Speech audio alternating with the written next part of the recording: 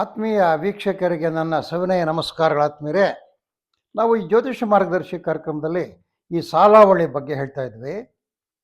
ಬಹಳಷ್ಟು ವಿಷಯ ಹೇಳಿದ್ವಿ. ಇವಾಗ ವಿಶೇಷವಾಗಿರ್ತಕ್ಕಂಥ ವಿಷಯ ಯೋನಿಕೂಟ ಅಂತಕ್ಕಂಥದ್ದು. ಯಾರೇ ಸಾಲಾವಳಿ ನೋಡಲಿ ಫಸ್ಟು ಸಾಮಾನ್ಯವಾಗಿ ಪಾಮರರಾದರೆ ಪ್ರಾಣಿಗಳು ಯಾವುದು ಅಂತ ಕೇಳ್ತಾರೆ. ನಾವು ನೋಡ್ತಾ ಇರ್ತೀವಲ್ಲ ಸಾಮಾನ್ಯ ಜನಗಳಲ್ಲಿ.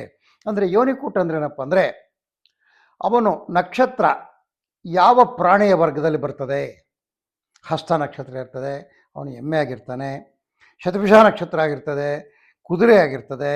ಈ ರೀತಿಯಲ್ಲಿ ಚಿತ್ತಾ ನಕ್ಷತ್ರ ಆದರೆ ಹುಲಿ, ಅಂದರೆ ಕೋಷ್ಟಕ ಇರ್ತದೆ. ಆ ಕೋಷ್ಟಕದ ಪ್ರಕಾರ ಒಂದು ಪ್ರಾಚೀನ ಏನೋ ಜ್ಯೋತಿಷ್ಯ ಶಾಸ್ತ್ರದ ಪ್ರಕಾರ, ಪಂಚಾಂಗ ಶಾಸ್ತ್ರದ ಪ್ರಕಾರ ಆಯಾ ನಕ್ಷತ್ರಕ್ಕೆ ಆಯಾ ಒಂದು ಪ್ರಾಣಿ ಅಂತ ಮಾಡಿರ್ತಕ್ಕಂಥದ್ದು.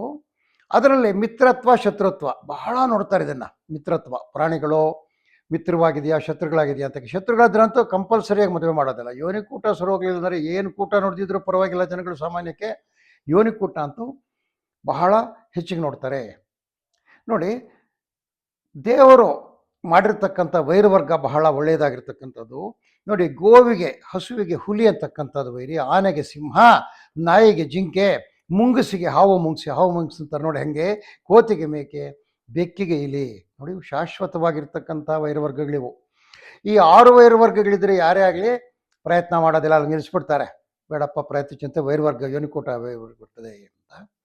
ಈ ವೈರವರ್ಗದ ಕೋಷ್ಟಕನ ಸಹ ನಿಮಗೆ ಸಾಮಾನ್ಯವಾಗಿ ಎಲ್ಲ ಪಂಚಾಂಗಗಳಲ್ಲಿ ಸಿಗ್ತದೆ, ಮತ್ತು ಕ್ಯಾಲೆಂಡರ್ಗಳು ಕೂಡ ಹಾಕಿರ್ತಾರೆ. ಇದರಿಂದ ಏನು ಫಲ? ಯೋನಿಗಳು ನೋಡೋದ್ರಿಂದ ಏನು ಫಲ ಅಂದರೆ ಸ್ಥಿರ ಸಂಪತ್ತು. ಯೋನಿವರ್ಗ ಸರಿ ಹೋದರೆ ಸ್ಥಿರ ಸಂಪತ್ತು ಮತ್ತು ಸಾಮಾಜಿಕ ಸುಖ, ಸಂಪತ್ತು, ಜೊತೆಗೆ ಶಯನ ಸುಖ. ಅಂದರೆ ಮದುವೆ ಅಂತಕ್ಕಂಥದ್ದು ಶಯನ ಸುಖದಿಂದ ಏರ್ಪಡ್ತಕ್ಕಂಥ ವಿಷಯ. ಅದು ಶಯನ ಸುಖ ಇಲ್ಲದಿದ್ದ ಮೇಲೆ ಆ ಮದುವೆ ನಿರರ್ಥಕ, ದೇವರು ಕೊಟ್ಟಿರ್ತಕ್ಕಂಥವರ ಅದು, ಅಲ್ಲಿದ್ದ ವಂಶಾಭಿವೃದ್ಧಿ ಕೂಡ ಕಷ್ಟ ಆಗ್ತಕ್ಕಂಥದ್ದು. ಇದು ಬಹಳ ಮುಖ್ಯವಾಗಿರೋದ್ರಿಂದ ಇದನ್ನು ಹೆಚ್ಚಿಗೆ ಪರಿಗಣಿಸ್ತಾರೆ. ಎಲ್ಲರೂ ಮದುವೆ ಮಾಡಬೇಕಾಗಿದ್ರೆ ಇದು ವಿಶೇಷವಾದ ವಿಷಯ.